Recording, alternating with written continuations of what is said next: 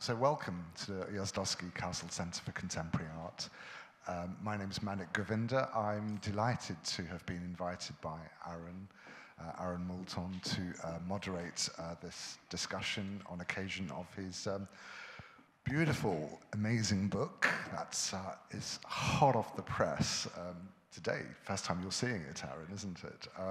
The Influencer Machine, and there's many copies here, so congratulations, Aaron, for getting this much needed book. I've read the soft copy, the PDF version, so I'm delighted to see the physical entity.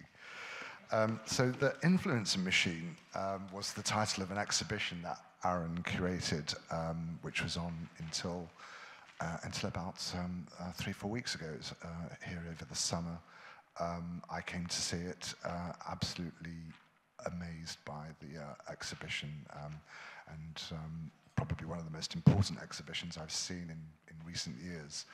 So congratulations, Aaron, for that. I think it was thought-provoking, and what we're going to find out is, a hugely overlooked moment in contemporary art history.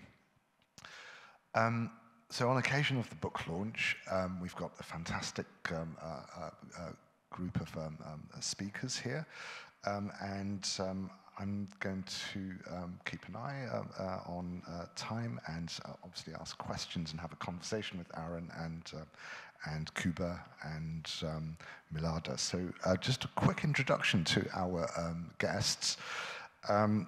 I want to introduce Aaron Moulton, the reason why we are here. So Aaron, yes, thank you. So a little background about Aaron. He studied at the Royal College of Art, very well-known course there on curating contemporary art. And then he was editor at Flash Art International in Milan. He was based in Berlin, where he founded the exhibition space Feinkost. Is that how we pronounce it? This is probably the most major exhibition that he's done on in Europe, probably. Am I correct? Maybe. So yes, it was the first survey exhibition on the body, the Influencer Machine of the Soros Centre's network of contemporary arts, the SCCA. Then I'm going to have pleasure to welcome you, Milada Slawinska. Forgive my pronunciation. And you were a long-time curator of foreign exhibitions here at the Ujazdowski. For more than 20 years.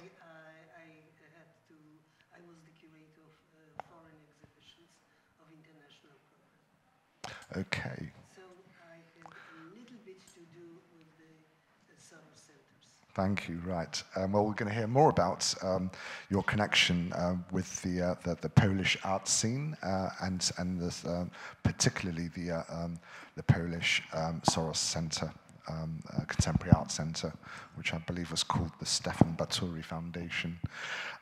Then our third speaker is the designer, the graphic designer of this beautiful book. So please, a round of applause to Kuba Magasinski. Thank you. And well done for what looks like a very gorgeous collaboration with Aaron in the design. And there's a story behind the aesthetic look of the book. So we're going to hear more about that from Kuba. So really, to kick off, Aaron, tell us more about the book. Why did you write it? What's it about? Well, I just want to say thank you to everyone here at the Ujazdowski Castle. This has been a long and an incredible journey for me to have this collaboration and to have it culminate in this moment with this publication. This was very much a part of the early conversations that we had when it became a reality that we would remake this exhibition, and I really insisted that I wanted to make a publication because there's really only so much you can say in an exhibition, and there's only so much people are willing to take in. And this exhibition has so many Easter eggs. It's really it's a matryoshka doll of Easter eggs.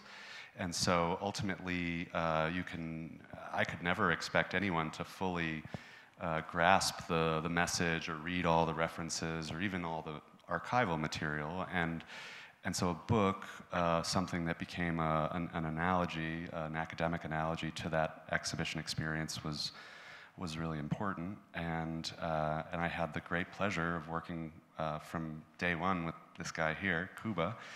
And we just had an immediate understanding of how this was going to go. It was really inspiring to work with Kuba, and knowing that he knew exactly, how this was going to look somehow, based on some quick conversations we had.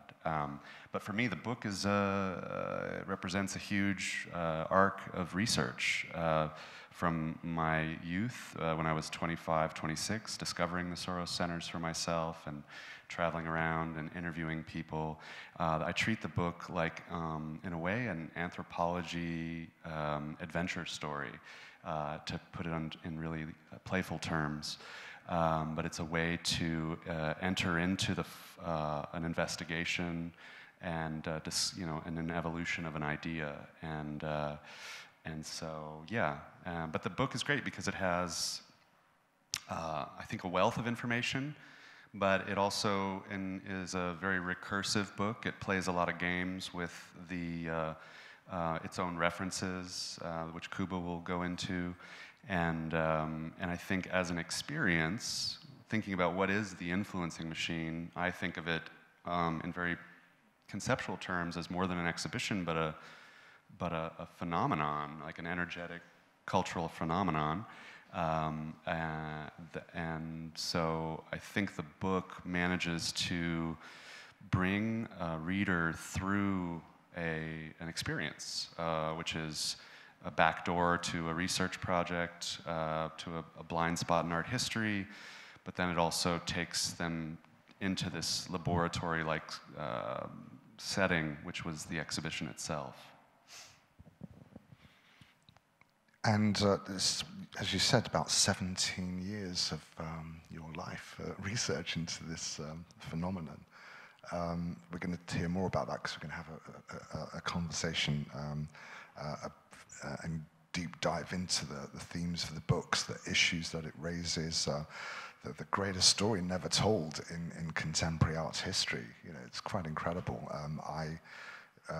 Prior to the exhibition, I had no idea about this kind of influence and this network of the contemporary art centers that Soros, as a philanthropist, founded, based on a lot of his philosophies and thinking of open societies.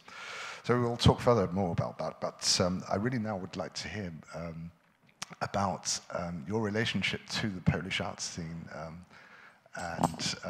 and its relationship to Soros and his thinking. Well, first of all, I must tell you that we are in a strange situation.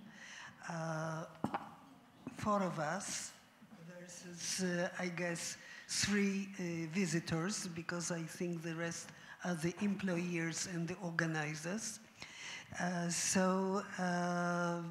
Well, it's on one hand, it's incredibly interesting that so few people joined us today. Maybe it's because it is Saturday, but who knows? And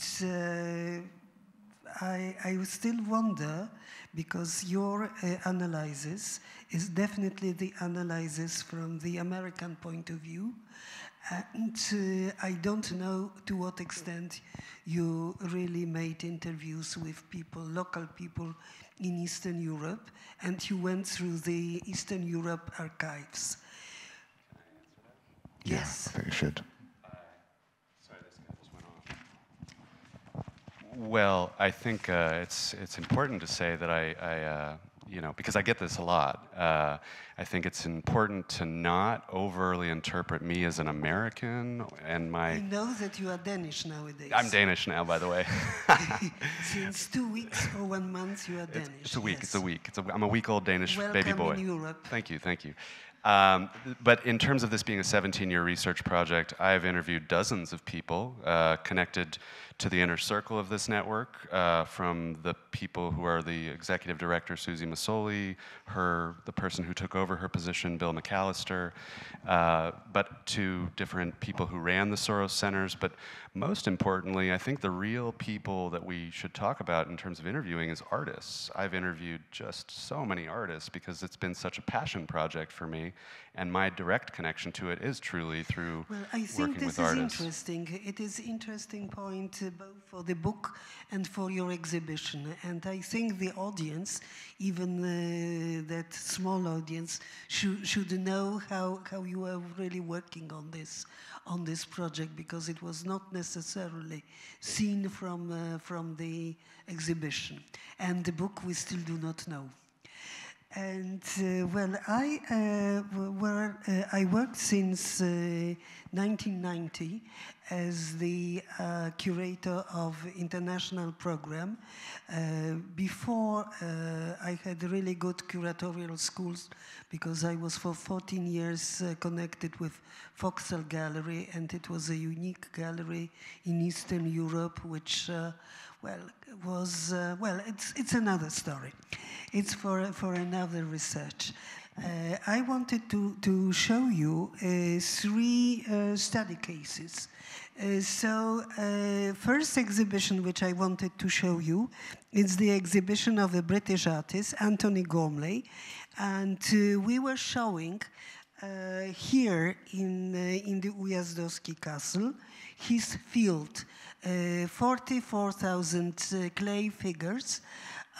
We decided to, with Antony, to do the Eastern or the European version of field. It occurred incredibly difficult because the brick and the clay was the object of desire, and there were no low prices for producing brick nor clay figures.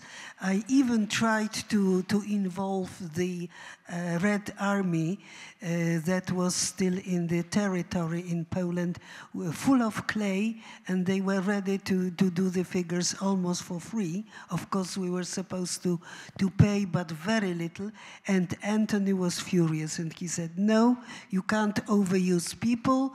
This project has to be done with love, pleasure, etc.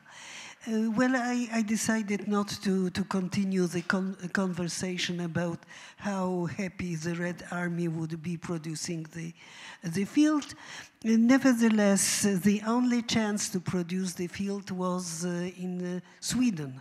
And my colleagues from the Kunsthalle in Malmö, together with kids from Malmö schools, the teachers and the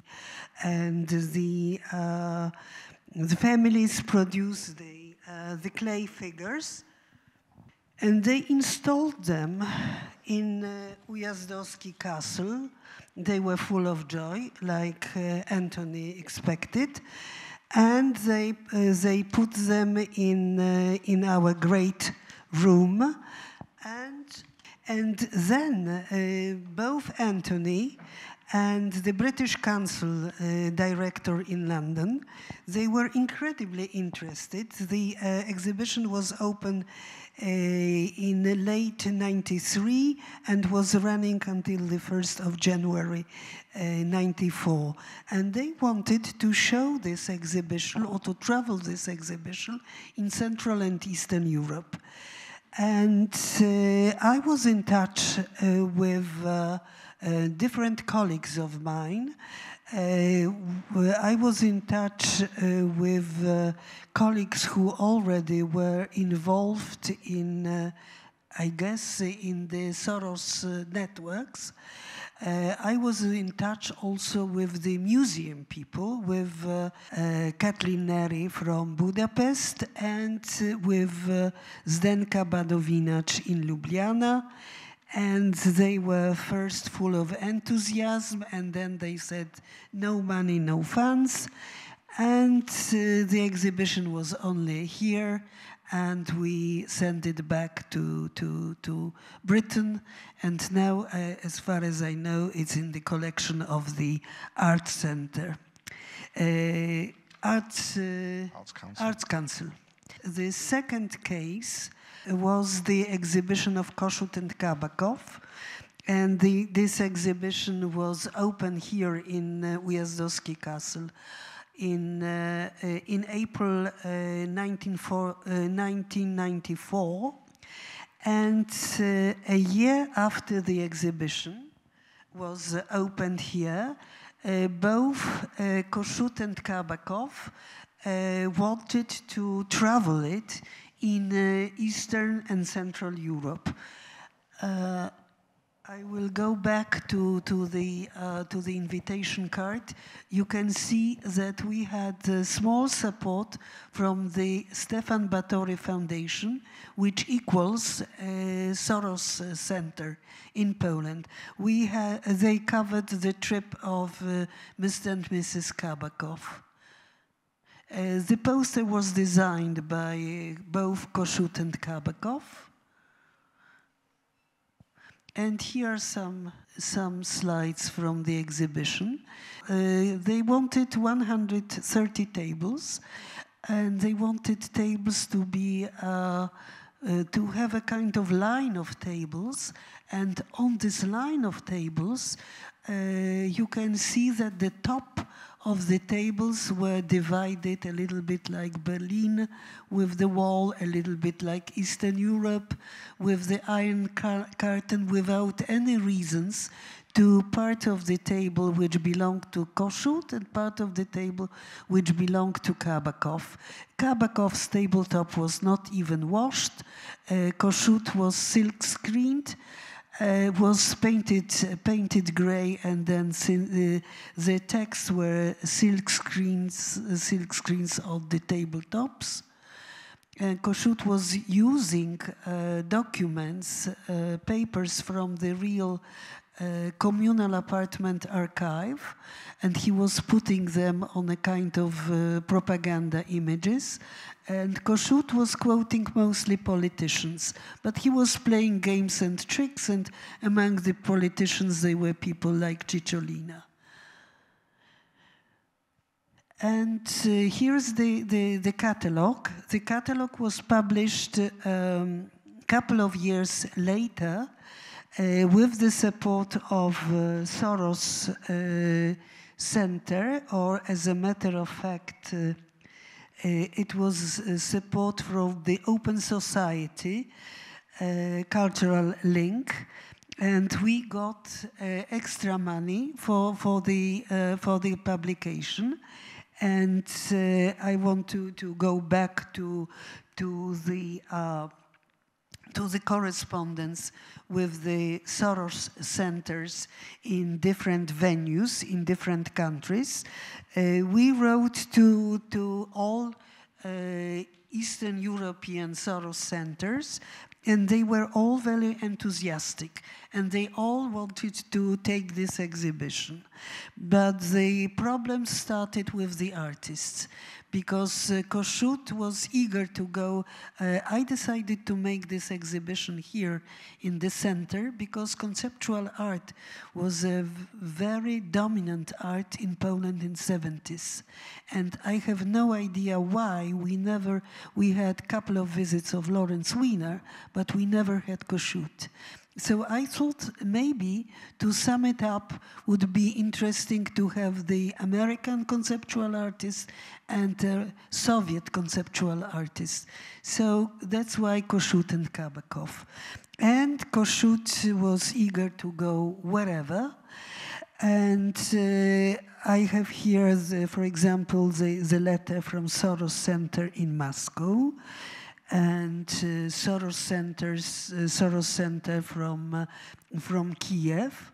and signed by Marta Kuzma. But Mrs. Kabakov said, Moscow, no way. I will. She was. Her faxes were always handwritten. Looked lovely, and she said, definitely we can't go to Kiev, and we don't want the show to go to Moscow, and it was stressed.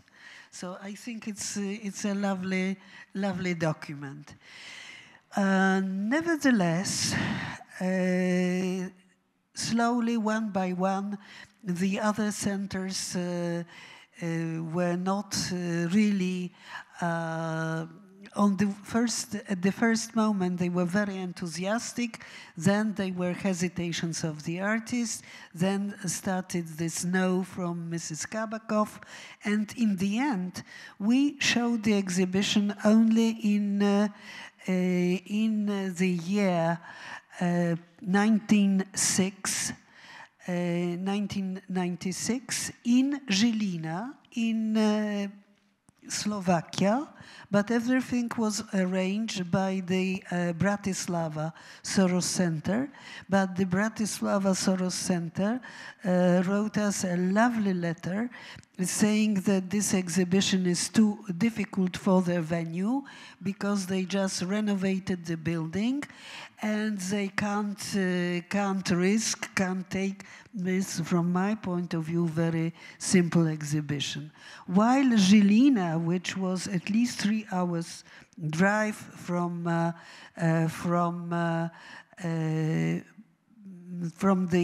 capital, from Žilina we had an absolutely positive answer, and here you have a couple of slides. This is the invitation card.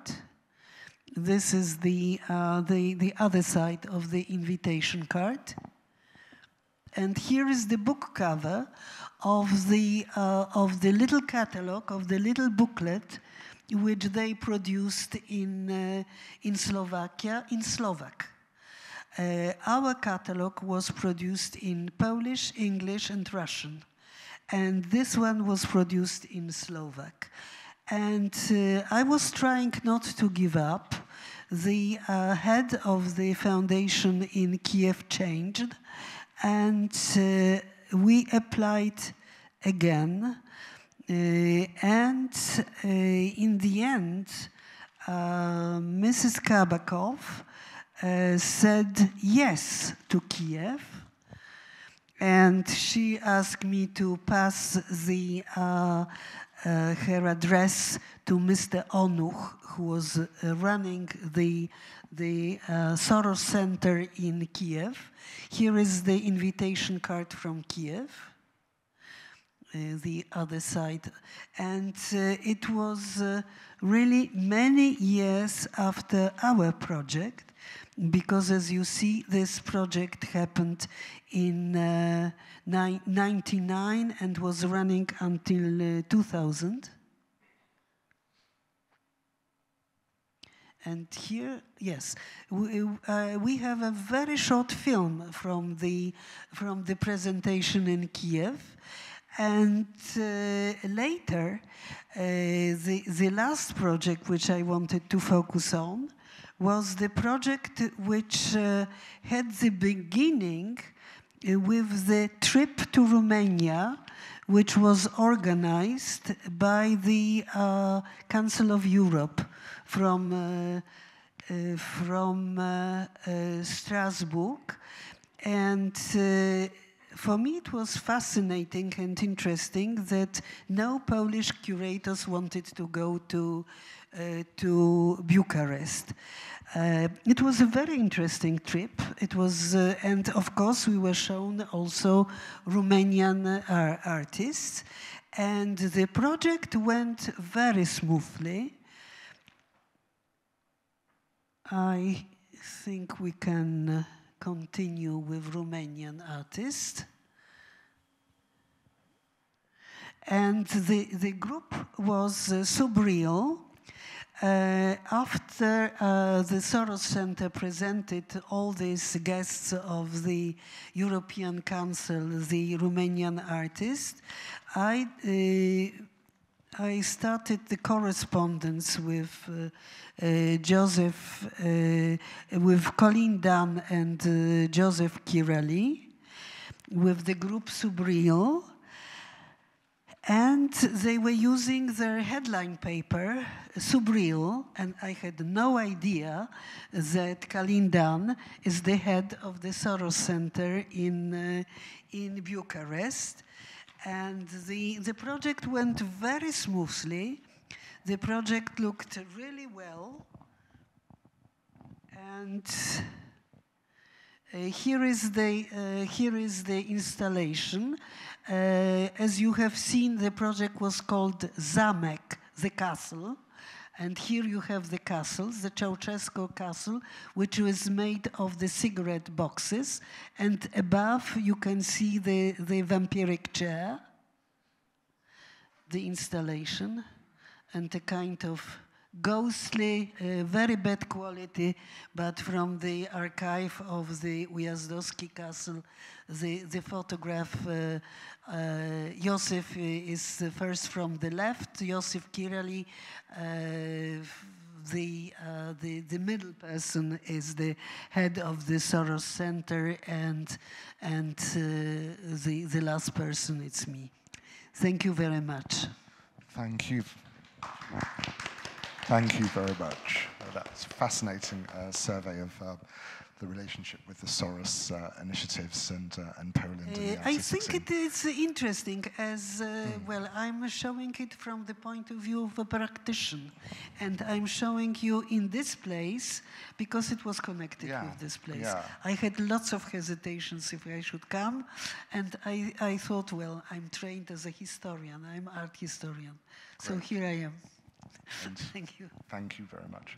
So we're going to move on to Kuba. First of all, forgive me, but I will speak in Polish, in my first language. Przede wszystkim bardzo dziękuję organizatorom za zaproszenie tutaj do tej dyskusji. Czuję się wyróżniony.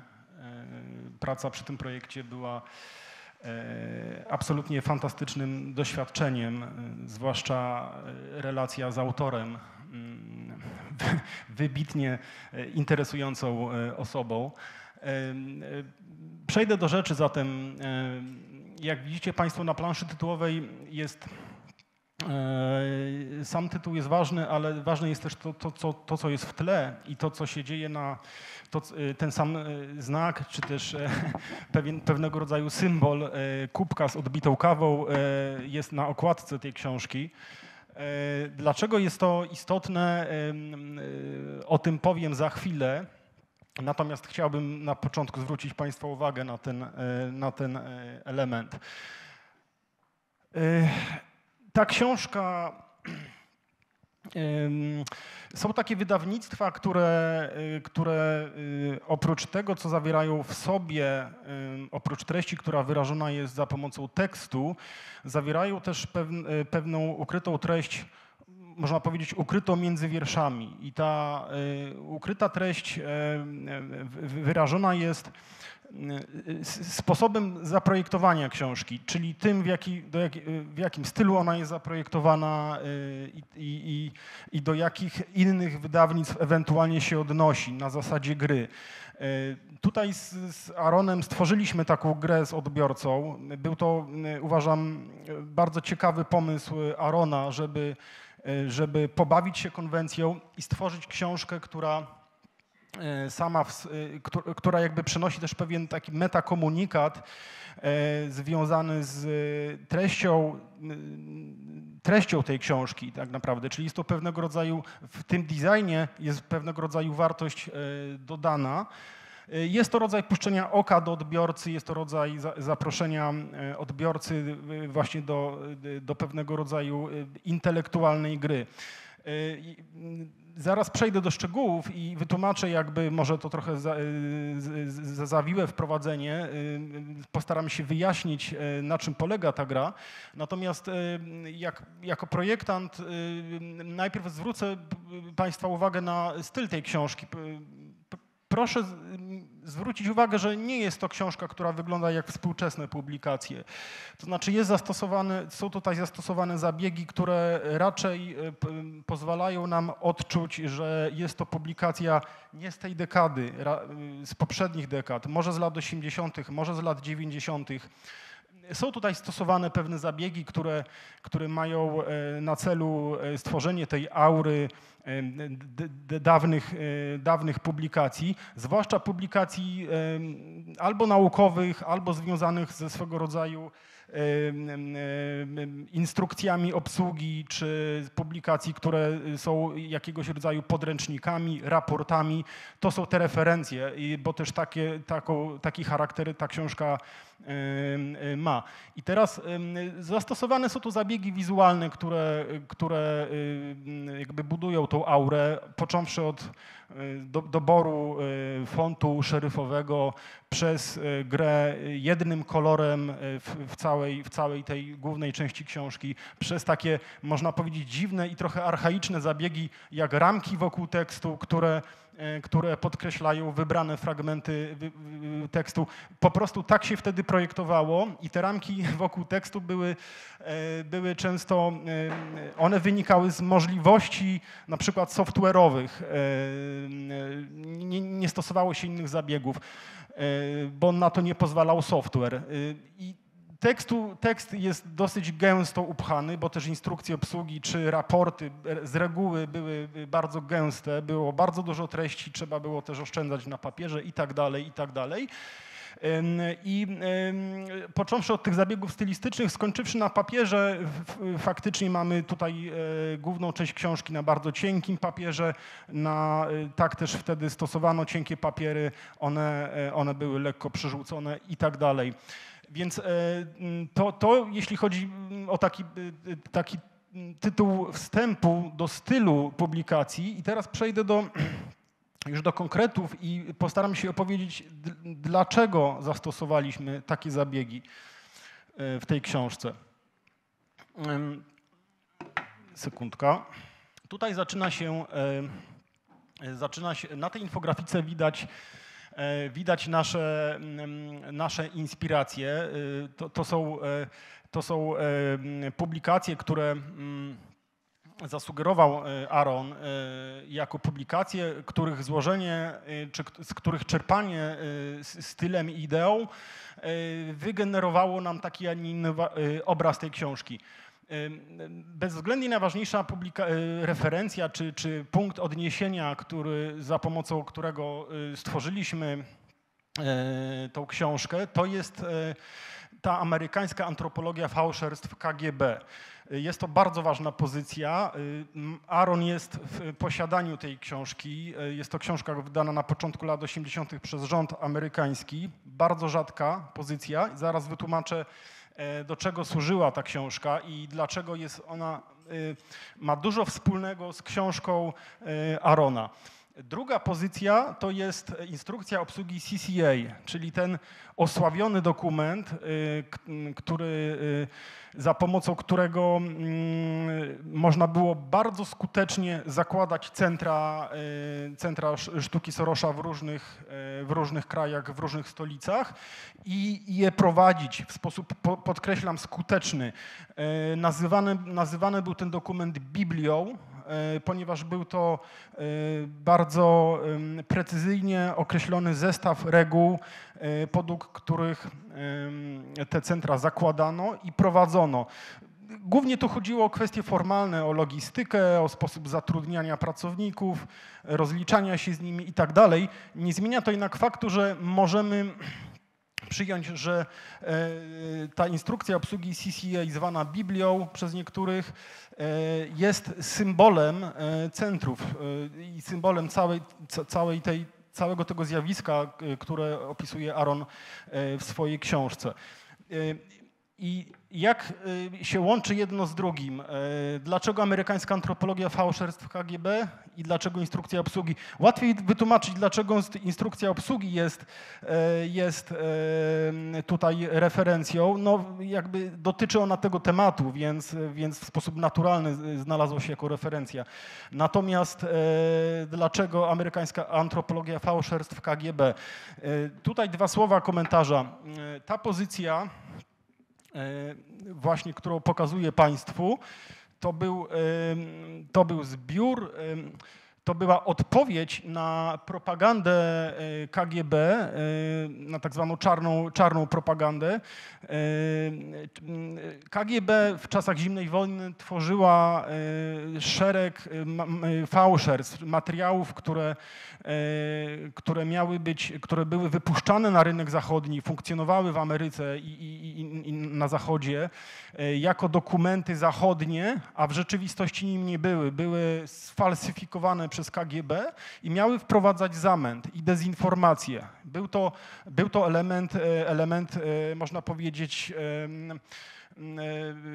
element wojny, element pewnej strategii wojennej, która funkcjonowała w czasach zimnej wojny i można powiedzieć, że te działania KGB stanowiły rodzaj współczesnych fake newsów, prawda? Czyli jakby to, co mamy dzisiaj, farmy trolli, które mają siać dezinformację, to już uprawiało KGB w czasach głębokiej zimnej wojny. I rząd amerykański musiał reagować, musiał stworzyć swego rodzaju, czy tworzyć dokumenty, bo podejrzewam, że to były cyklicznie wydawane książki, po to, żeby jakby dekodować te fałszerstwa, czyli poszczególne osoby, które miały wgląd w tą książkę, miały jak na dłoni wykaz tych fałszerstw i dzięki temu można było bardzo szybko reagować, prawda? Czyli jakby było to rozminowywanie tych min, które KGB zasadzało jakby w celu siania dezinformacji. A więc jest to książka niezwykle ważna, niezwykle ciekawa, bardzo rzadka i można powiedzieć, że książka, którą napisał Aaron, jest poniekąd też właśnie taką próbą rozkodowania całej maszyny wpływu, czyli sieci centrów CCA, która to sieć centrów wcale nie działała super jawnie. Jest wiele bardzo dużych czarnych plam, jest wiele nieścisłości, jest wiele takich elementów, które nie były zupełnie oficjalne i tak dalej. Więc to, co zrobił Aaron, to jest jakby, można powiedzieć, zrobiliśmy trochę pastisz tą książką, czy estetyką tej naszej książki na tą książkę, czyli na właśnie amerykańską antropologię fałszerstw KGB. Czyli jeśli przyjmiemy, ja Państwu jeszcze pokażę tą instrukcję obsługi CCA, to jest ta Biblia, to jest ten drugi dokument, który funkcjonował w tych centrach, nigdy nie był oficjalnie wydany, co jest ciekawe, co jest też bardzo ciekawe, nie wiadomo nawet, kto go napisał. Także owiany jest faktycznie aurą bardzo dużej tajemnicy. Był to dokument, który funkcjonował, był przesyłany prawdopodobnie faksem, był drukowany w tych centrach, w biurowych drukarkach. Natomiast jest to ogromnej objętości dokument i tam jest, nie wiem jak dużo stron, Aaron, about 100 stron, czyli bardzo dużo, 100 stron jakby samych ścisłych wytycznych, jak te centra mają funkcjonować. Nie jest to ciekawy dokument do czytania, ponieważ można powiedzieć, jest w nim zawarta taka kafkowska wręcz biurokracja i opis procedur. Natomiast jest to dokument niezwykle ważny, ponieważ dzięki temu dokumentowi te centra po prostu bardzo skutecznie funkcjonowały. A więc wracając do tej infografiki, już podsumowując tę część mojej wypowiedzi, nasza książka jest próbą odpowiedzi, jest próbą rozkodowania, rozminowania sieci centrów CCA, które reprezentuje tak zwana Biblia. Więc to jeśli chodzi o historię, którą staraliśmy się ukryć w designie tej książki. Są pewnego rodzaju smaczki, proszę zwrócić uwagę. Front tej publikacji zalany jest kawą. Stąd też nasza kawa na okładce. Staraliśmy się stworzyć taką historię, jakby stworzyć taką aurę tego, że ta książka być może już była czytana. Są tam notatki zapisywane, czy też podkreślenia różnych wybranych tekstów ołówkiem. Stworzyliśmy taką imitację, jakby ktoś już kiedyś używał tej książki. Bardzo ciekawa kwestia jest taka, na pewno Aaron będzie chciał powiedzieć więcej na ten temat, że taka pozycja naukowa w zasadzie mogłaby już być napisana 10 lat temu albo albo i 15 lat temu, ponieważ już wtedy jakby było to zjawisko na tyle wpływowe, na tyle istotne jakby w historii kształtowania się sztuki współczesnej, że mogłaby ta książka powstać, a nie powstała. Napisał ją dopiero Aaron i w zasadzie jest to pierwsza tak obszerna publikacja, czy też studium przypadku opisane. Publikacja, która nosi walory publikacji naukowej. Tam jest bardzo dużo faktów, bardzo dużo odniesień, bardzo bogata bibliografia i to jest ogromna robota Aarona, którą wykonał przy tej książce. Natomiast, żeby zaznajomić Państwa teraz jeszcze ze strukturą tej książki, ja tylko pokrótce jeszcze tutaj stworzę taki przelot przez główne działy. Oczywiście mamy wprowadzenie, mamy potem bardzo obszerny dział, bardzo obszerny rozdział pod tytułem Sieć, gdzie Aaron opisuje cały mechanizm powstania tej potężnej i wpływowej sieci. Ten rozdział kończy się listą wybranych i bardzo ważnych wystaw. Paręnaście stron spisu wystaw. To jest też bardzo, bardzo mocna część tej książki. Myślę, że do tej pory taka lista nie była dostępna dla publiczności. Nigdy nikt tego nie zebrał po prostu do kupy. I znowu tutaj niskie ukłony dla jakby działalności Aarona, takiej bardzo z uwagą na pozbieranie bardzo dużej ilości danych.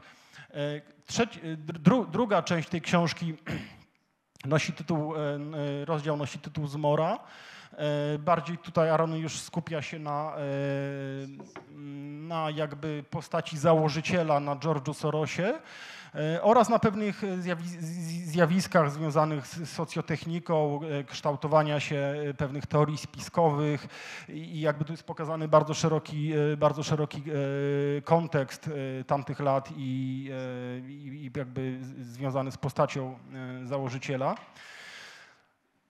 I teraz przechodząc do części trzeciej, tutaj mamy kolejny zabieg i kolejną zabawę konwencją, czyli ta książka składa się z dwóch konwencji. O pierwszej konwencji opowiedziałem przed chwilą, jest to konwencja starego wydawnictwa, nafaszerowanego dużą ilością tekstu i danych o charakterze naukowym.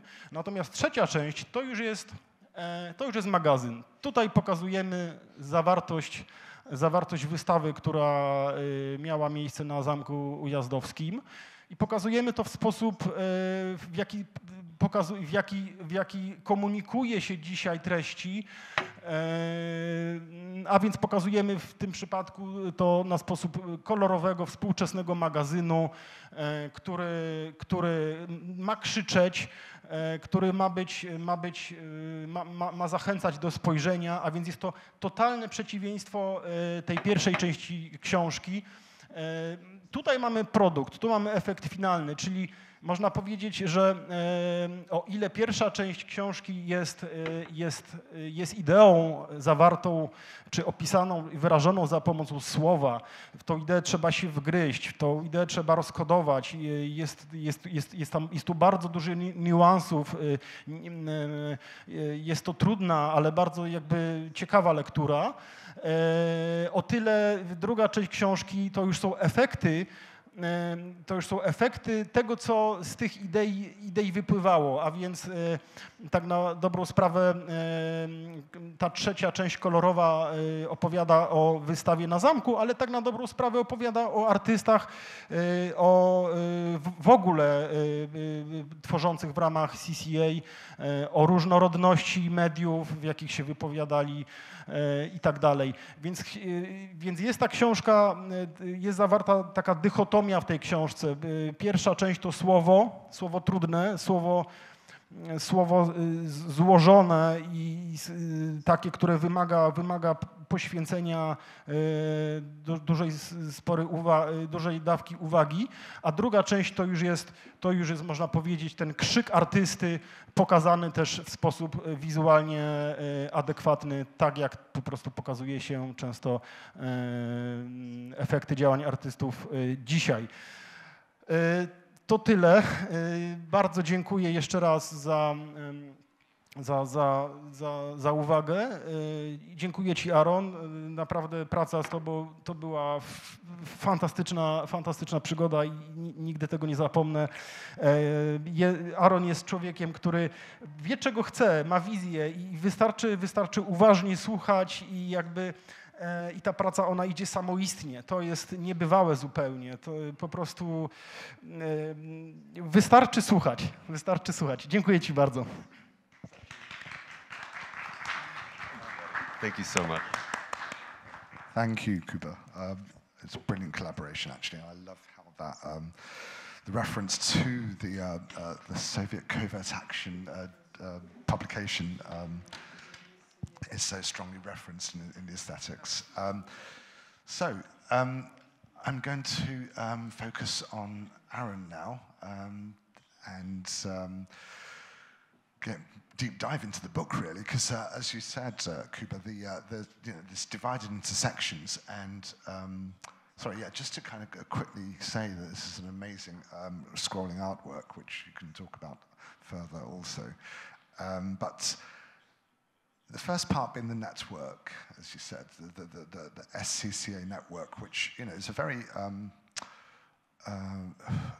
that transition from communism to I suppose sort of neoliberal or liberal democracies, which the SCCA was so important as an intervention to use art and culture to create what was closed society situations to a more open network, a more I suppose bringing in capitalism, bringing in ideas of liberal democracy or neoliberal economics. So maybe talk a bit about the first section of the book, and then we're going to kind of deep dive into the notion of the boogeyman and the idea of conspiracies and cults, and how Soros and his network, kind of feeds into that story.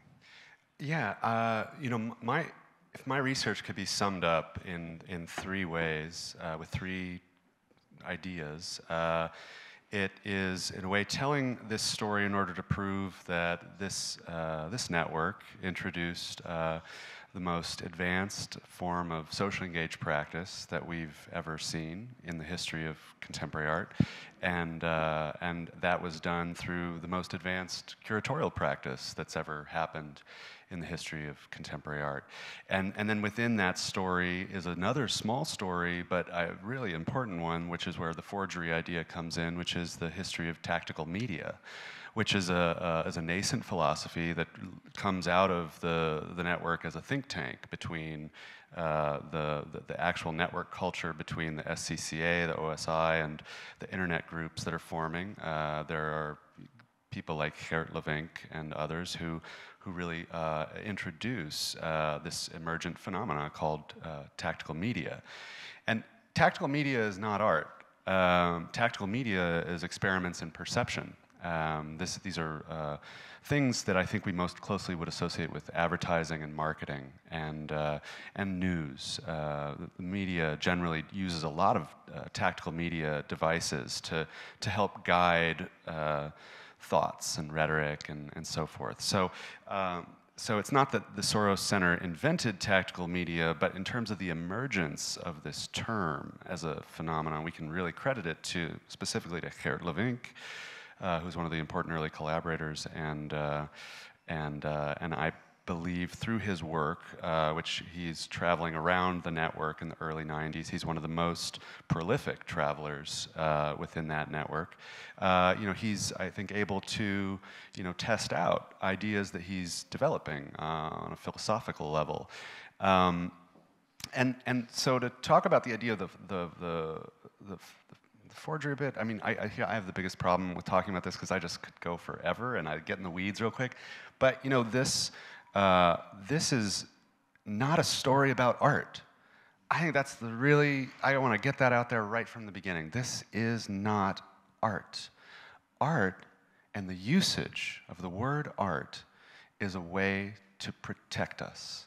It's actually used superstitiously, and it's used in a way to make you feel like this is an innocent phenomenon. This is because what is art? Art is this strange misnaming of energy that comes out of humans and in an atheistic way, and creating objects that help carry different kinds of messages. But the reality here is to really not focus on the individual artworks that come out of the SCCA network in the funding that they do, which is all amazing and very important philanthropy. For me, the important thing is to look at the curatorial practice. And that's where the rubber hits the road with my research, in that list.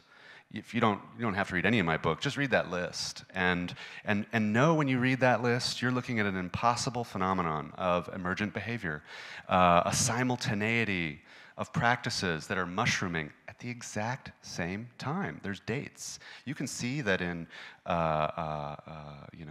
October to November of 1994, there are 6 very similar exhibitions in very different places around Eastern Europe.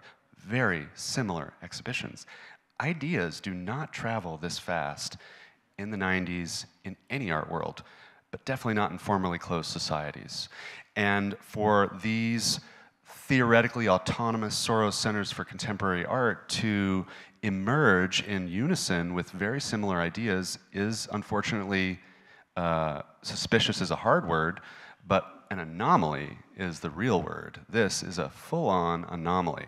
And this is important because these exhibitions, these curatorial practices, and I can happily go into the specifics of them, they represent moments of social engineering.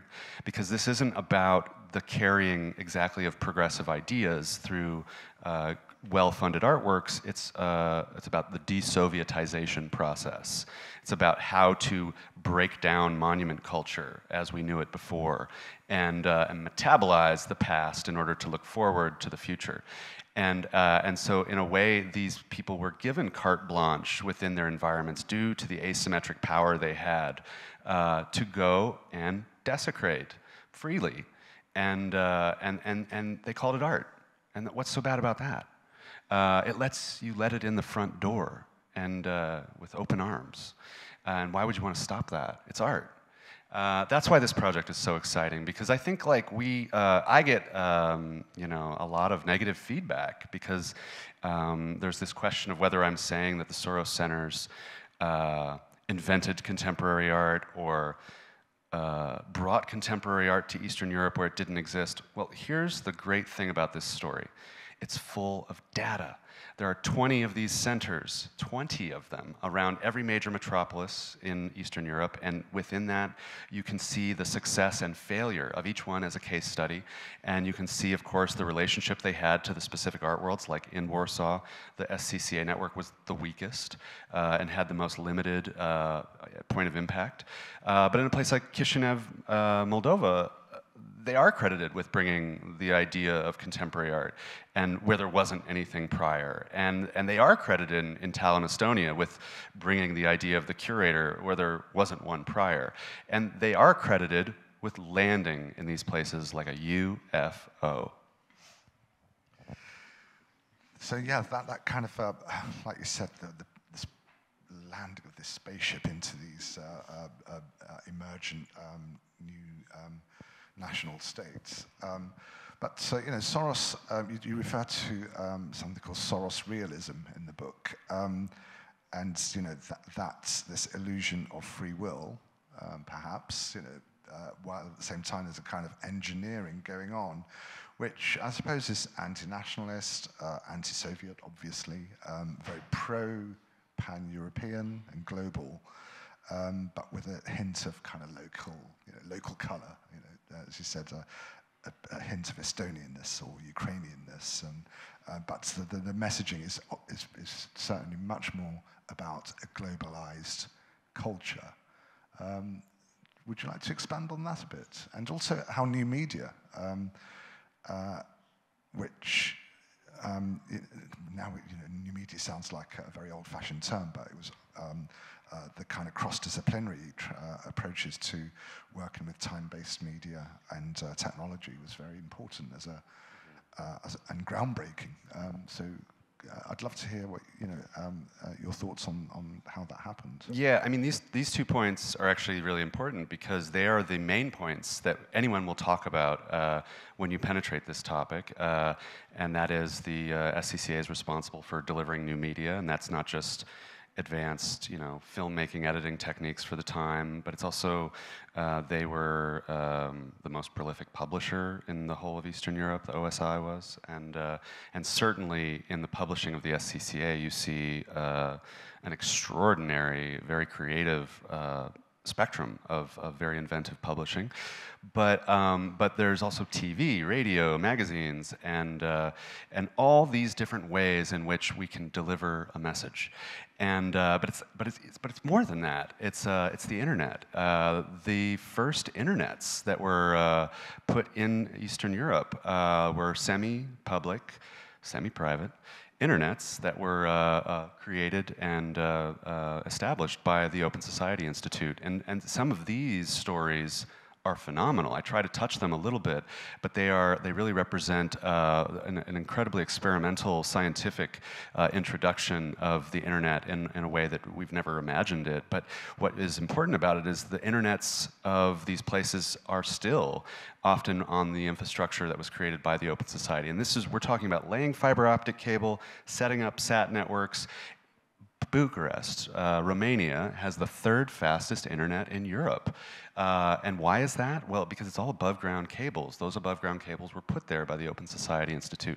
The great anecdote is that they ran internet experiments through cathode ray tubes, through people's TVs in Bucharest. And that's what helped establish this radical internet that they set up there. So the new media thing is an innocuous term. It's a term that's like, it sounds so quaint and especially nostalgic nowadays. New media really, to me, does represent an anachronism of the future in terms of how contemporary art back in the day was trying to look forward.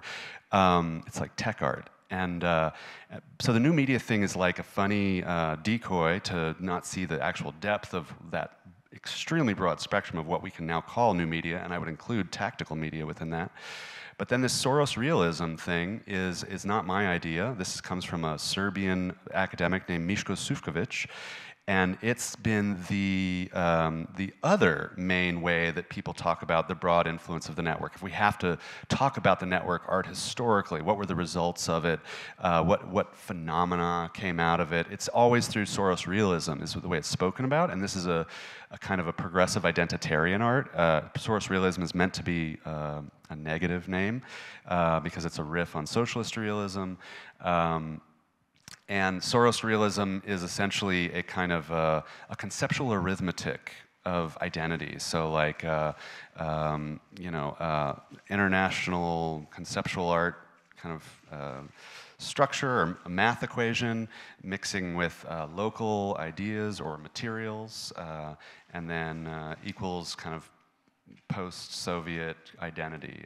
It's a kind of it's a strange ethnographic dance in a way, the way it can be imagined, because a lot of Soros realism and this formation of a kind of a pro-EU or international kind of identity that was being encouraged through the network it really resulted in really some amazing occasions of artists trying to do what they thought the West wanted, and making these works that kind of exemplify Estonianness and what have you. And they become quite self-ironic and critical in that way, but they nonetheless exist as these strange artifacts about how one should imagine aspirationally themselves with the Soviet Union behind them and Europe in front of them. Yes. I love your presentation. I love the book. I really like. Your microphone. Okay, I watch your presentation. I'm listening now to what you are speaking. I'm well. I listened to the designer's description of the publication, which is lovely and very smart. And I remember that when I have seen your exhibition, I had very mixed feelings, because I think that in many of these Eastern European countries, there was no Moscow consciousness, no Russian consciousness. And you look at a certain, well, I told you that nobody wanted to go to Romania, although it was an open call and the trip was paid, etc., etc. Nobody was interested in Romania. You say about this internet in Romania, and I remember that I was shocked, because people were slim, people were hungry, and they were publishing, I don't know how many, maybe 5 or 6 magazines on poetry. So show me other venues, other places where people are so focused on culture without any reason. And to tell frankly, the perfect project which Colleen done, which as I discovered only now, was the head of the Soros Center, the perfect project for the castle, called the castle, and this line between this castle, which on one hand could be a nice place for exhibitions, on the other hand could look like a dangerous fortress.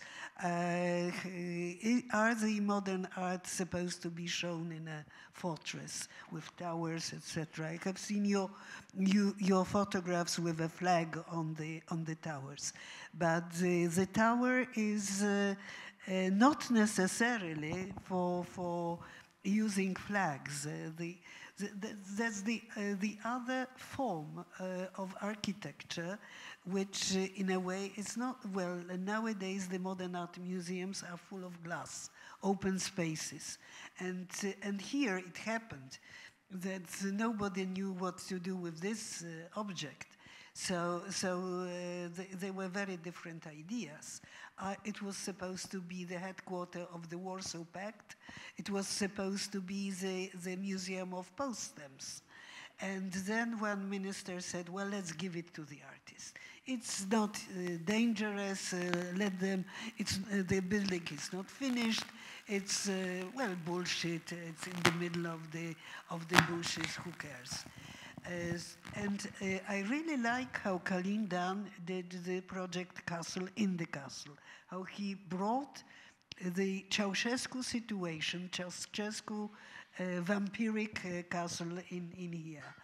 But I still think that that you look at this Eastern Europe as one venue, and I think that this Eastern Europe was very complicated, and each part was very different, with incredibly different culture, also visual culture. Okay. I'm not looking at Eastern Europe. I'm looking at an NGO. Well, you are looking at NGO and you are treating it as a kind of machine for a kind of indoctrination, another kind of indoctrination. But look at different countries and look how the art was advanced in these different places, Sure. and how the knowledge about modern art was advanced, and how many contacts between artists, Well, that's not probably necessary with institutions. That's with probably art. for another study. Well, no, So it's important. This is important though because Because I have these mixed feelings, because you presented very smart concept. The exhibition looks good. But I remember that when I have seen this exhibition for the first time, I thought it's bullshit. On the other hand, it's bullshit which is incredibly tempting, well done. So I even ask you if you could present your exhibition to my students, because I had lots of questions and lots of question marks, because I lived and I was grown up in 80s, 90s, and beginning of the 20th century. And maybe we could allow Aaron to respond to. And I love your presentation. It's incredibly convincing. I love the book. I love the images, and I still have a problem. Okay, well let's hear Aaron. There's a lot to respond there. You know what's so fantastic for me is I'm constantly put on this defense. Like I'm trying to convince somebody, or like I've made a conspiracy theory, or like there's this real reality and you've created this skewed version, or it wasn't as simple as you've described it, or I get a lot of this, and I think I have to remind everybody, I'm looking at it from the macro view. I'm looking at an NGO network, a massive pyramid structure network, and I'm looking at it the way no one has for the first. And I look at it but from please, but let me give me Aaron one more finish. minute. Give me one more minute. And so what's really and I think it's so easy to be offended by what I've done because I'm decolonizing a history that's based on decolonization, and I'm asking kind of everyone to look back at NGOs, which are somehow this taboo topic locally in every one of these countries. We can't talk bad about the NGOs.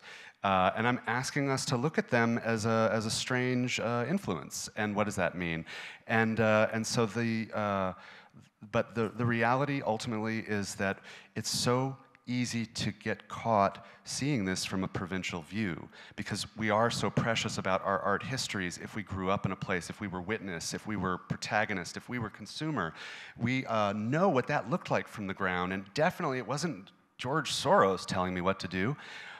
I'm telling you there's this macro view, and when you see curatorial practice unfold in this way, and there's a map, and there's an index of that map, it's an undeniable emergent behavior phenomenon, and within that is a trickle effect. And that trickle effect does affect your local art communities. It does affect your local art practices. It is coercive philanthropy that pressures people into making the shit that they don't even realize is not from their free will. And that's, in an amazing way, what brings us to today. And what does it mean to do this in this castle? Because my show is about the history of socially engaged practice, a practice that no one has taken the time to like go through and do the paper trail on. We are forensic fetishists about pop art, about land art, about what? I mean, like, why not do the same exorcism of socially engaged practice? See where it came from, see where the initial moments, where it burst onto the scene, and how it made this amazing impact and becomes this literal lingua franca in everyone's life today. And lastly, Spooky Castle. I am in this amazing context. This place that I wave flags around, these are like the moments that I don't feel like I'll ever get to talk about with what this experience represents, because I came here not just as a curator, but as a cultural terrorist. And I came here to do things, experiments in tactical media, and to use context, and to use these frames. What does it mean to work with this so-called right-wing contemporary art museum that used to be this progressive? It's hard to say what color is your flag. Is it surrender? It's the white flag, or it's bluish? Well, I look at the print. It's a false flag. It's a false flag. That's the great. Yeah, this is the great thing about coming back to the forgeries, coming back to tactical media. It's a reference to Marta Kutzma's exhibition on a battleship, where she raised white flags around a live battleship, and then I go and do that here in a place where you're not supposed to come in here because it's Spooky Castle and it's dangerous, and I'm waving a flag. It's hey man, I want to create a safe space. No, I'm a pirate. I want you to come in close. Right, so I'd like to actually focus on the second part of the book, because that's where I suppose the first part is very much a kind of snapshot survey of the SCCAs and the kind of rationales behind kind of creating these nodes in kind of different Central Eastern European countries. Then you focus a lot on the second part about the boogeyman and or what we call the bogeyman in the UK, which is this strange phenomena of the shady kind of character of, which becomes kind of conspiracy theories, becomes these narratives of fiction, faction, a very postmodernist kind of scenario of who this character is, George Soros, and it's fascinating because any critique of George Soros, people come down on you quite hardly, quite tough and harshly. So Roger Scruton, the British philosopher who sadly passed away not so long ago, was sacked from a government position, because he was accused of being anti-Semitic for a point that he raised about George Soros, which in the end the New Statesman had to apologize to Scruton for misrepresenting what he said. And they published the full transcript of the interview by way of an apology, because he was misquoted and misrepresented. So let's talk a bit more about the notion of the boogeyman in part 2 of your fascinating book. Well, I will tell you this. I love telling this story. I love talking about this. It's like it goes beyond obsession. It's like fetish. But what I do very intentionally when I tell this story to anyone, I tell them everything. I tell them everything I love and know about Eastern Europe in terms of seeing these curatorial practices, because I'm a curatorial historian, and I bring people into this incredible story. I never once say his name. I don't want to say his name, because something happens when you say his name, that people flick a switch in their mind and they stop paying attention. They glaze over. They start to protect themselves from what is no doubt a conspiracy theory. And that is, I've witnessed that so many times as a cultural pattern. And that's the passive way that I've dealt with it. The more active way is when I do say his name, there is this confrontation that happens. What are your intentions saying that name? And the stranger thing is, in America, Americans aren't so literate with global stuff.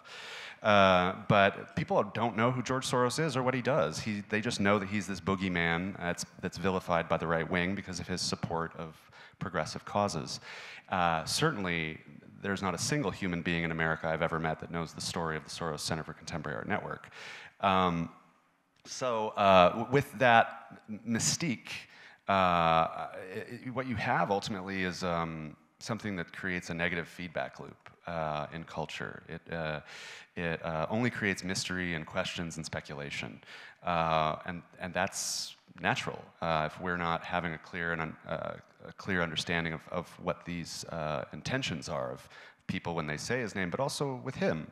It's never mapped out clearly the entirety of the Open Society Institute or this story or any of it. So a lot is left to speculation, and certainly he is a straw man of the right wing. He is used by the right wing to help political agendas, and then certainly in the darkest corners of that, there's a question of an international conspiracy that he might or might not be a part of. But I actually will have to tell you that as much as I know from reading a newspaper that he's the boogeyman of the right, literally the only people I hear talk about George Soros as a boogeyman or associate my project with anti-Semitic conspiracy theories are liberals and leftists. It's more them that actually project that onto my intentions and project that into my project. I have not had a single, I feel very privileged to work in this very special context. I have not had a single red flag conversation in it. But I've definitely had people from the media and what I consider critical thinkers inject what they, it's a strange thing, I think, that people can project that this is what your intentions are without asking you. You know, it's like this thing that people can just say it because you're saying George Soros' name, because you're talking about George Soros' legacy, that they can somehow feel comfortable doing a dog whistle thing like that and not having to have any accountability for it, speak critically about what they mean. They can just be like, boop, this is clearly a conspiracy theory of this nature. So the Boogeyman chapter is a true demonstration of my work as a gonzo anthropologist within not just contemporary art, but energy systems. I work across, I'm an open-minded person to all kinds of manifestations of energy, from new religious groups and spiritual groups to propaganda and contemporary art and what have you. So with this story, I felt there was so much strange energy that no one's willing to put words on. It's just this emotional, uncritical space that I decided to put words on it and try to excavate all these strange symbols of representation that are used to occlude this story from the eyes. Yeah, I think it's really fascinating. It kind of plants nuggets into your mind, and you just want to do maybe we research. will have a question from the public, because So, at least yes. I have a couple of questions. Next, but I'm here. So next, yes, of course. let's listen to what the public would say. I was just about to say I'd like to open it out to the audience. Please, if there's any kind of thoughts or questions, what do you... obviously, no one's read the book yet, so... yes. Would you like to take a microphone so we can... I must admit that I am very curious about questions of Mrs. Milada Ślezińska, but if we have a chance of posing by ourselves. So I would like only to ask about the aim of this exhibition in the CCA Ujazdowski Castle, because here in this book we can read that it was aimed to be some kind of a cultural exorcism. Mm-hmm. What do you mean? Well, exorcism. I mean literally exorcism, like what a shaman would do for a village. I've not, unfortunately, heard anyone speak in a healthy way about this story or about George Soros' relationship to society. That, to me, and especially when we're using words like boogeyman all the time, that's a primitive mindset. That's an incredibly primitive mindset, and that deserves to be released as a phenomenon, as an energy node. So, tactical media is not art.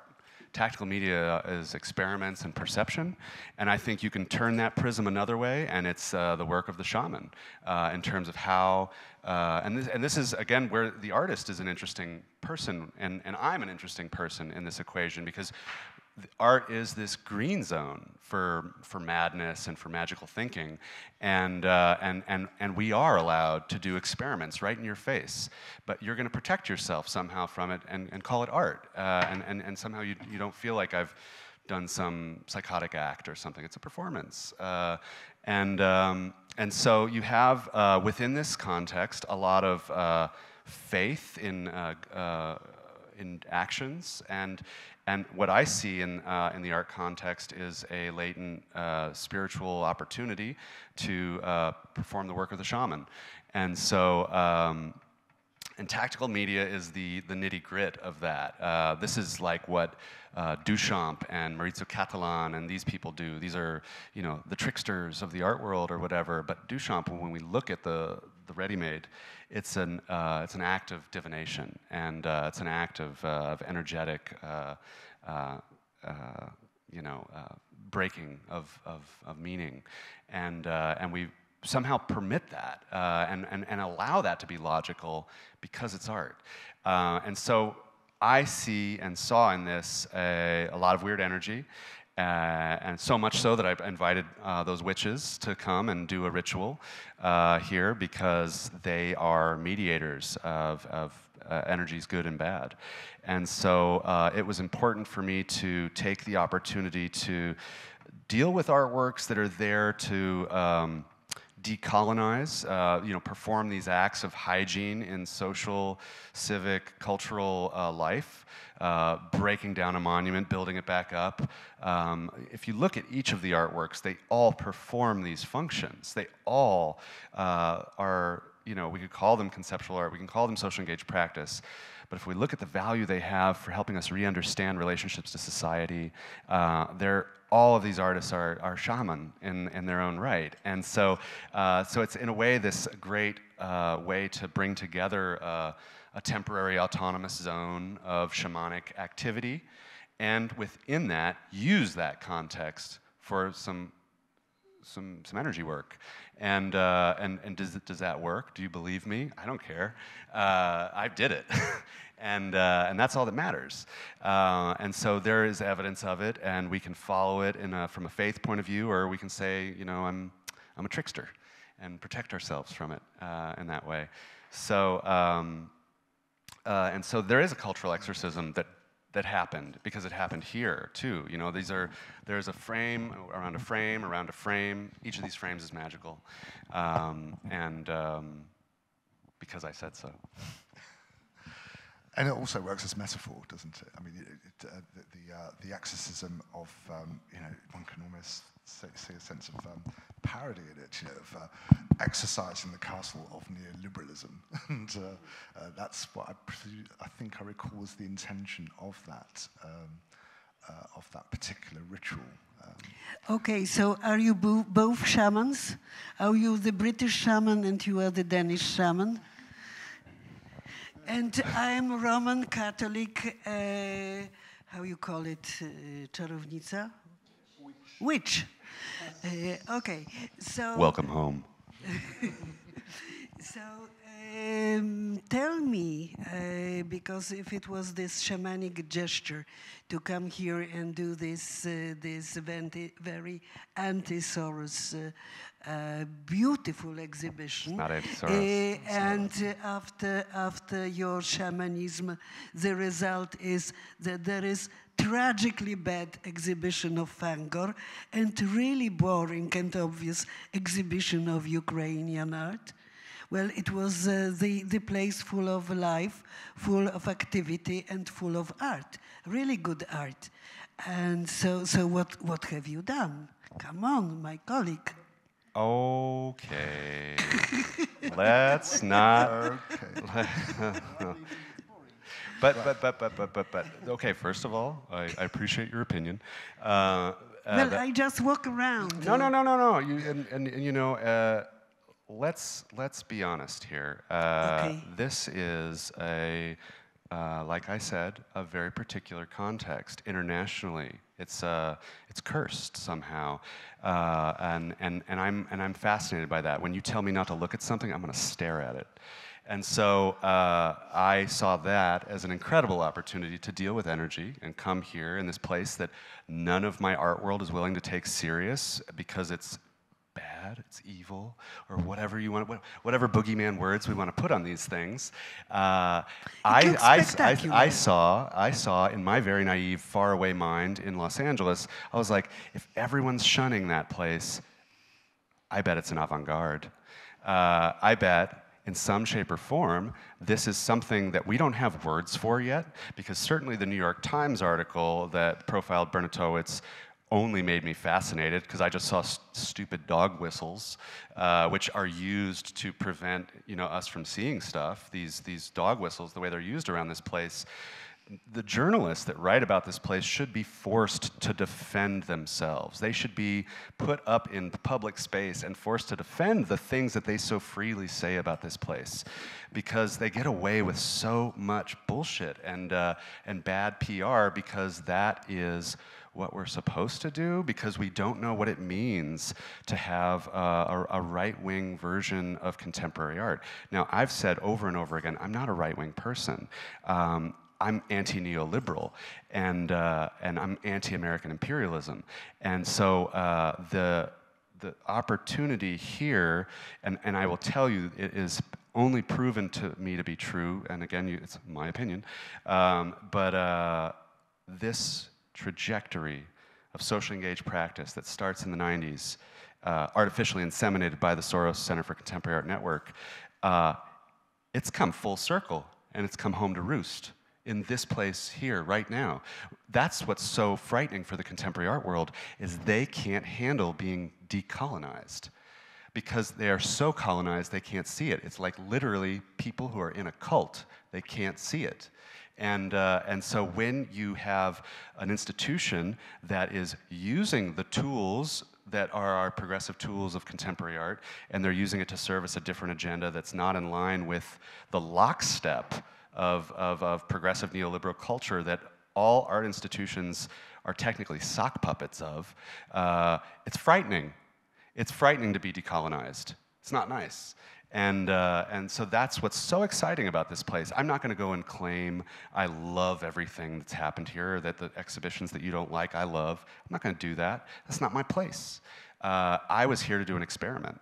That's what I came here to do. Whether it made this place better or worse, it wasn't my purpose. I was here to deal with a subject that has festered inside me like a cancer, and I got it out. I mean, yes, I just also want to say, in defense of the Ujazdowski as it is now, is that it does puncture and disrupts the kind of globalized meta-narrative within contemporary art across the world. The plethora of biennials and the plethora of art shows and so forth, it all becomes a lot of the sameness. So there's something quite different that's going on here, and I think that's exciting as an experiment.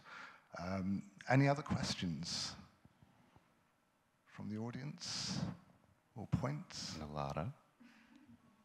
Before we maybe because I would like to refer to the short passage in your book. That's a typo. The passage on Ujazdowski Castle, and I wonder because on one hand you are doing such a solid research. On the other hand, when I read 3 paragraphs, there are mistakes, and mistakes. And maybe the time is over, and I will whisper it to your I'm very aware, and I left those mistakes in there for you. Oh, I don't think so, because... I definitely did. Because, well, first of all, you were not quite sure I will come for your presentation, but nevertheless, mistake number 1. Let's go there. I have never been the director of this place. I was one of many curators. Director Krukowski invited me to be one of the curators. And you have this lovely sentence that me and my sister, the one who was in the Batory Foundation, and she was the head of the women issues, and the head of the Ujazdowski Castle. Well, my sister, she's a psychiatrist and anthropologist, and she was the head of the women issues in Batory Foundation, or in Soros Batory Foundation, and she was fired from Báthory Foundation because the church was not really pleased and the right wing was not really pleased with a serious gender program, with a serious program anti-discrimination of women and the home violence. And Barbara Kruger poster had nothing to do with Báthory Foundation. It was the poster which was well, there was never ever exhibition of Barbara Kruger in the castle. First of all, mostly because I think that Krukowski was afraid of her. And the second issue was that I was supposed to raise the money for all the foreign exhibitions, not to have conflict with the Polish artists, that the castle is spending bigger money on the exhibitions which were obviously more expensive. So Barbara Kruger came to Warsaw, to the Ujazdowski Castle, and the American embassy was very eager to pay for her trip. But she said that she won't accept the money for her trip to Europe from the Bush administration. So I had to dance on the line, to dance on a rope, and to find a way to cover her trip. So I invited her for a lecture. And there are photographs from this lecture. I've watched the lecture. There were very little, there was small public, there was very little money for the presentation, for the lecture. So I was myself translating her lecture because we had no money for the translator. And she produced the poster, which was distributed in town, and we had money from the foundation EGIT, and there was no Soros then in the country. And back to the Walker Art Center, yes. because this is the lovely story which I didn't know. The Walker Art Center, we never had any visit of the Walker Art Center. Director Krukowski was invited to the Walker Art Center, and he was invited there in mid-90s after my exhibition of Jenny Holzer, and he was so thrilled with the benches of Jenny Holzer at the Walker that he loved to have Jenny in front of the castle. So maybe this is this special influence. By the way, only 2 of them belong to the castle. The rest of them belong to the German gallery and to Jenny Holzer, to Monika Sprut and Jenny Holzer. And only our PR person, a colleague of Zofia, went to the Walker Art Center for a kind of residency, and that was it. So you guys did have a person who helped instrumentalize the fundraising departments here, and I read this just from an interview with Zbigniew Libra, and I spoke to him on the phone about it, and he recalls 1 to 3 people who were installed here for a period of 2 years, 1 to 2 years. I don't know. Look. Imagination. Check it out, though. No, it's not, because his Lego project comes from his Lego concentration camp that he made. Zbyszek Libera, the Lego concentration camp. And so that comes from a woman who was installed here who helped create new avenues of fundraising and cooperation with corporations. Well, the Lego concentration camp was seen... No, let's focus on the woman. Who's that woman? There was... I can find her name, but I don't want to waste time. Chyba Irena mogła być. I think Irena Grobleska. Yeah. She was the fundraiser, and she spent, I don't know, a couple of months at the Walker Art Center, and she brought the small exhibition of Yoko Ono. And the Lego concentration camp, nobody noticed. Only my assistant, British assistant, Nigel Warwick, wrote about Check it. this and out. all of a sudden... We're getting caught in your ego right now. This is about a very small detail. This is semantics at the end of the day. the Barbara Kruger work should be analyzed as an extraordinary piece of neoliberal propaganda that was put all across the streets here to help, of course, further a very good cause, but it's literally... Come on, No. all over the town. It is, Aaron finish. it is weaponized aesthetics. It is using the contemporary artist to further a neoliberal agenda within the community. It's Barbara Kruger, for God's sakes. And so whether I am correct about the use of the Soros money, yeah, you know what was really hard was to try to craft a story that talked about Warsaw, because that was a big prerequisite that I had to do, was, of course, have a Polish inclusion, but also there was, there is not a lot of easily accessible information about the relationships of the SCCA to the UCCA. I only met you, when was that? A month and a half ago. So it's not like and I'm at the end of my research at that point, and my baby's in the oven. And so, or so to speak. And this lovely Chris Burden also didn't come through any contacts with Soros. I didn't say it did. I didn't say it did. It never happened again. Krukowski didn't like it, and it was. But I didn't say the burden came through the Soros. I'm just talking about examples that look like the facilitation of neoliberalism. I think we can nitpick through all the details. Oh my God, no! And look, and again, I get I love this shit, dude. And you caught me. There's the typo. But I don't care. It's not like my story falls apart just because I've misunderstood your relationship and your sister's relationship to the Barbara Kruger work. The Barbara Kruger work remains a piece of propaganda, of an enormous piece of propaganda, and something that should be called only propaganda.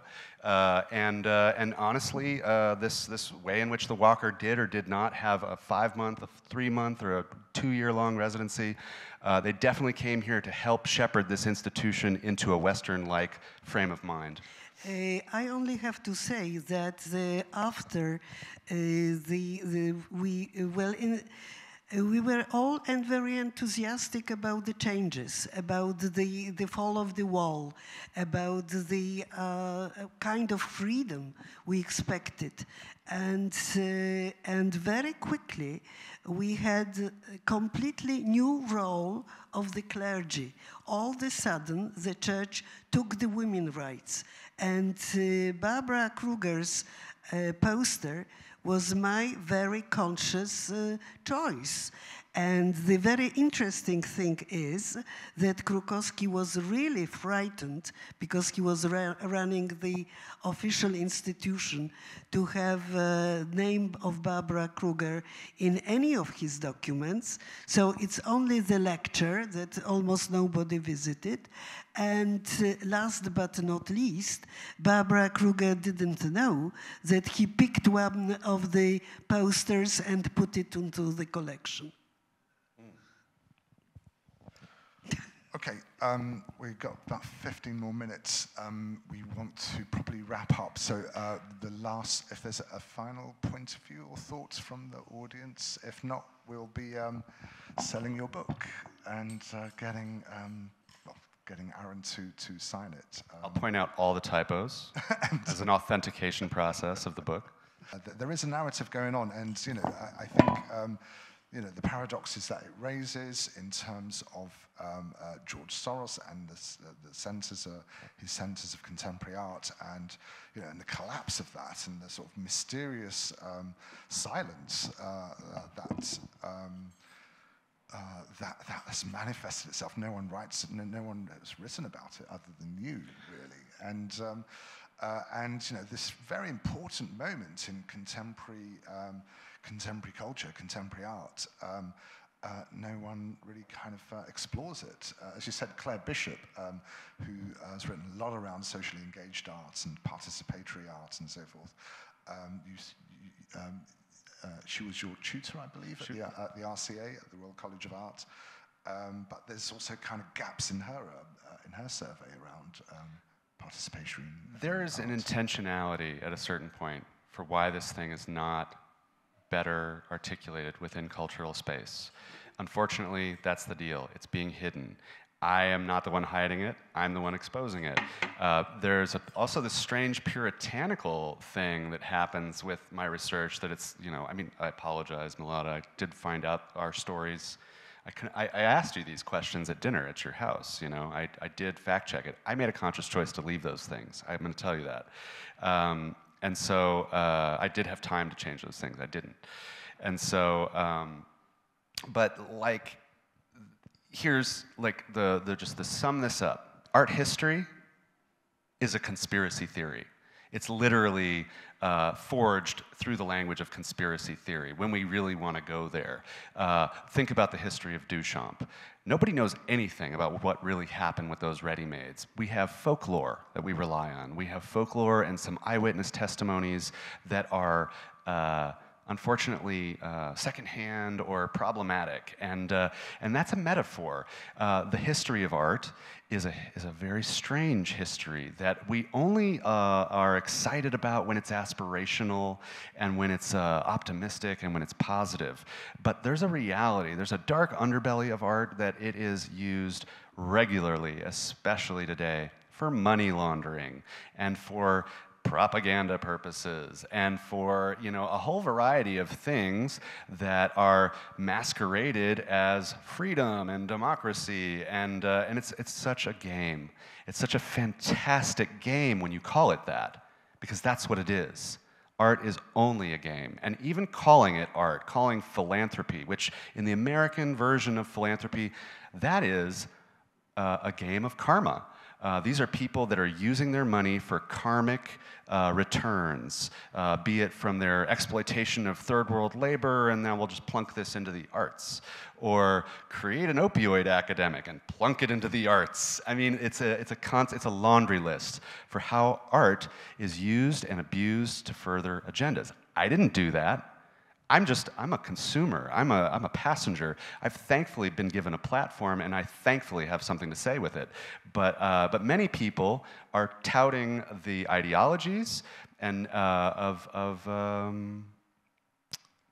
big philanthropy and corporations and neoliberal, you know, conservative values and what have you. It's like it's a phenomenal thing to see art, this last bastion of creative energy that we have as a species, actually be instrumentalized all the time for agenda and for influence. And I'm going to leave you with that final words there, Aaron. I think we have to wrap up. It's been a fascinating debate, and I think you know, it's welcome disagreements without a doubt, and it's very important to have that kind of robust discussion. So thank you for you know, that we are not in agreement with everything, and that's how it should be. I'd like to thank everyone, really. Arletta, particularly, for putting. Thank you, Arletta. Yeah, please, round of applause for Arletta. And the translators and the technicians, and as ever, the directors of the Ujazdowski. I'd like to thank Aaron for inviting me to moderate this. It's been a very good, interesting debate in more ways than I imagined. And I'd like to thank Kuba, and I'd like to thank you know, all our speakers, Milada and Kuba, with the fascinating insight into the design and context of that. Please buy the book. It's a really fascinating read, and I'm so excited that I've got a hard copy. So thank you for coming, and see you, I hope, next year. Good night. So you'll be here to informal chit chat. So I don't know what time we have to get out. We're going to do karaoke now.